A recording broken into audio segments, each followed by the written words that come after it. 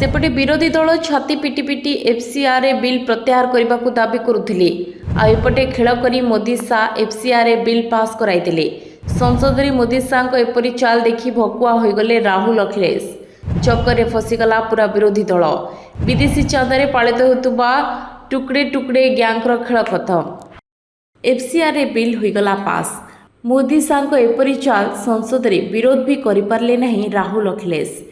JPC चक्कर फसीगला पूरा विरोधी दल। विदेशी चांदारे पालित होता टुकड़े टुकड़े गैंगर खेल खत्म। एफसीआर बिल जेपीसी को जाई एबे आहरी घातक अस्त्र पलटिब। नमस्कार दर्शक बंधु, एफसीआर आईन उपरे संसद में आज जहाँ भी है ताहा केवल कौन राजनीतिक पाटितुंड नथिला, बरं मोदी सरकार का एक अत्यंत कठोर और निश्चित रणनीतिक प्रहार थिला।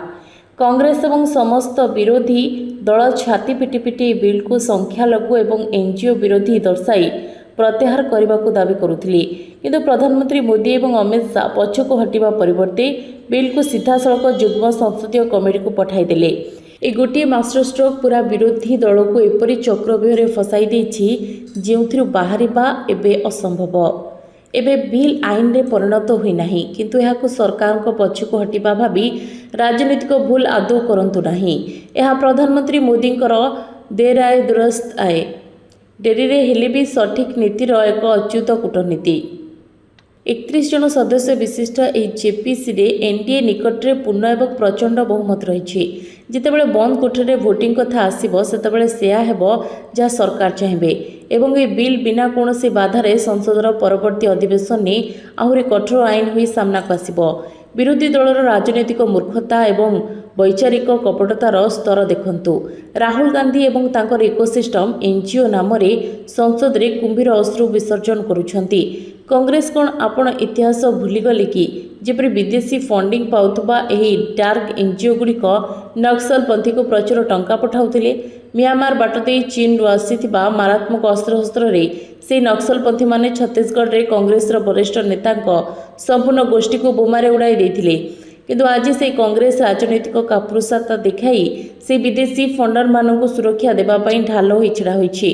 राहुल गांधी मणिपुर मुद्दे बहुत छाटीपिटी होउछंती, किंतु से कौन यही तिक्त प्रश्नर उत्तर देवे जदि गुप्तचर रिपोर्ट यह स्पष्ट करे जे केरलर कौनसी विदेशी फंडेड संगठन मणिपुर में मेइतेई एवं नागा कुकी संघर्ष को उस्काइबा पई टंका पठाउछि, तेबे कौन तांकर संपत्ति तुरंत बाज्याप्त होगा उचित नुहे। जदि मिजोराम रे कौन संगठन धर्म आढ़ुआल विच्छिन्नतावादी को आधुनिक अस्त्रशस्त्र प्रशिक्षण देउथाय तेबे कौन भारत सरकार नीरवद्रष्टा होई रहिबे।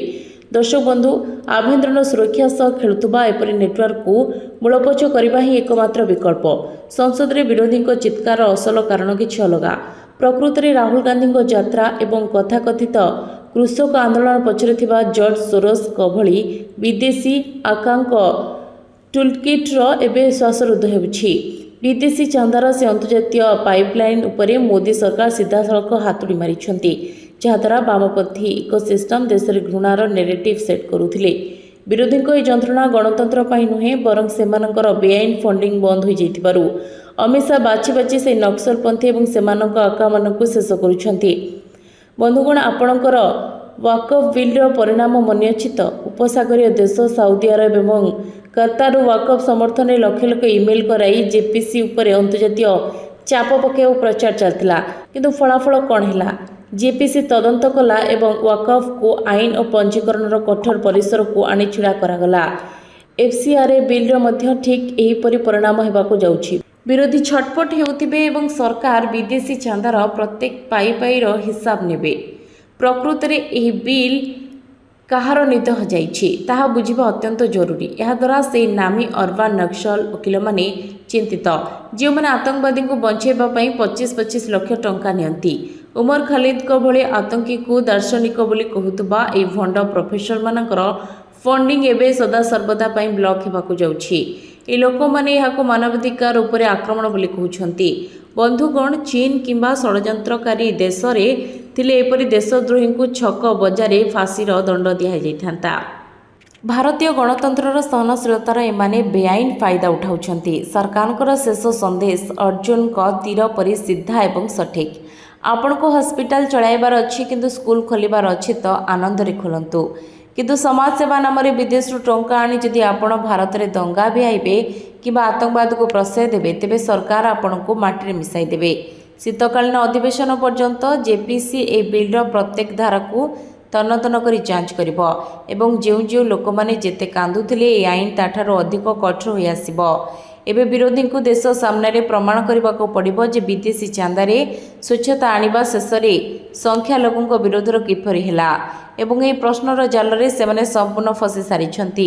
दर्शक बंधु यदि आपण मध्य भावुचंती जे एफसीआर बिल शीघ्र अतिशीघ्र देश में आईन होई लागू हेबा उचित तेबे ए वीडियो को शेयर करी आपनको समर्थन निश्चय जणांतु। रहिलु जय जगन्नाथ। ब्यूरो रिपोर्ट असीम ओडिशा लाइव।